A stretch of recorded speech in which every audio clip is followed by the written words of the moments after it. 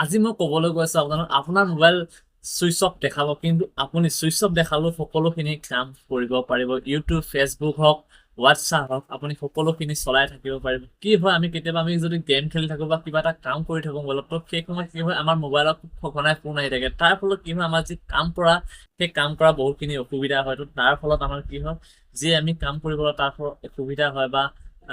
তো সেই ফোনটো আপোনালোকে কেনেকৈ নাহা কৰিব যাতে কোনোবাই আপোনাক ফোন মাৰিলে যাতে আপোনাৰ মোবাইলটো সুইচ অফ দেখাব তো কেনেকৈ কৰিব সেই সেটিংছটো মই আজি আপোনালোকক সকলোখিনি জনাই আছো যদি এতিয়ালৈকে চাই আছে তেতিয়াহ'লে লাইক কমেণ্ট শ্বেয়াৰ আৰু যদি চেনেলটো ছাবস্ক্ৰাইব কৰা নাই ছাবস্ক্ৰাইব কৰি লওক কিয়নো মই এনেকুৱা ইনফৰ্মেটিভ ভিডিঅ' সদায় আপোনালোকৰ কাৰণে আনি থাকিবলৈ চেষ্টা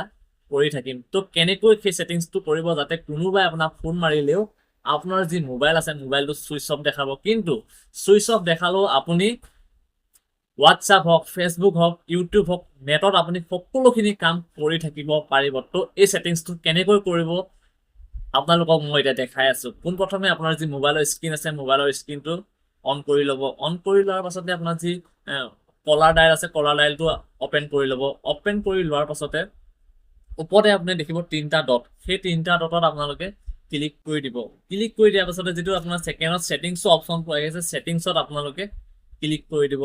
ছেটিংছত যোৱাৰ পাছতে আপোনালোকে অকণমান তললৈ আহিলে দেখিব কল একাউণ্ট যিটো আপোনাৰ কল একাউণ্ট দেখি আছে সেই কল একাউণ্টত আপোনালোকে ক্লিক কৰি দিব আৰু ক্লিক কৰি দিয়াৰ পিছতে আপোনালোকে তিনিটা অপশ্যন দেখিব আপোনালোকে কি কৰিব যিটো কেৰিয়াৰ ৰিলেটেড ছেটিংছ আছে সেই ছেটিংছটোত আপোনালোকে ক্লিক কৰি দিব আৰু ক্লিক কৰি দিয়াৰ পিছত এনেকৈ চাৰিটা অপশ্যন আপোনালোকে খুলি আহিব কল ফৰৱাৰ্ডিং কল বেয়াৰিং এনেকৈ চাৰিটা খুলি আহিব আৰু ফুৰাৰ পিছতে আপোনালোকে কি কৰিব লাগিব যিটো আপোনাৰ কল ফৰৱাৰ্ডিং আছে সেই কল ফৰৱাৰ্ডিঙত আপোনালোকে ক্লিক কৰি দিব ক্লিক কৰি দিওঁতে এনেকৈ দুটা অপশ্যন দেখিব এটা ভিডিঅ' কল এটা আপোনাৰ ভইচ কল আপোনালোকে কি কৰিব লাগিব যিহেতু আমাৰ ভইচ কল বেছিকৈ আহি থাকে তো ভইচ কল আমি বন্ধ কৰোঁ তো ভইচ কলত আমি ক্লিক কৰি দিলোঁ আৰু ক্লিক কৰি দিয়াৰ পাছতে অকণমান সময় এনেকৈ থাকিব তাৰপিছতে আহি যাব আপোনাৰ চাৰিটা option always forward when busy আমি কি কৰিব লাগিব যাতে আমাৰ ফোনটো নাহে যাতে কোনোবাই মাৰিলে আমাৰ চুইচ অফ হৈ থাকে তো আমি সেইটো কৰিব লাগিব আমি তাৰ কাৰণে কি কৰিব লাগিব যিটো আপোনাৰ অলৱেজ ফৰৱাৰ্ড আছে অলৱেজ ফৰৱাৰ্ডত আমি ক্লিক কৰি দিব লাগিব আৰু ক্লিক কৰি দিয়াৰ পিছতে এনেকৈ প্লিজ টাইপ নাম্বাৰ আহি যাব আৰু প্লিজ টাইপ নাম্বাৰ যদি আহিব তাত আপোনালোকে কি কৰিব এটা যি আপোনাৰ চুইচ অফ হৈ থকা নাম্বাৰ হওক বা এনেকৈ হওক আপোনালোকে নম্বৰ এটা মাৰি দিব আৰু মাৰি দিয়াৰ পিছতে কি কৰিব আপোনালোকে ছেভ কৰি দিব আৰু ছেভ কৰি দিয়াৰ পাছতে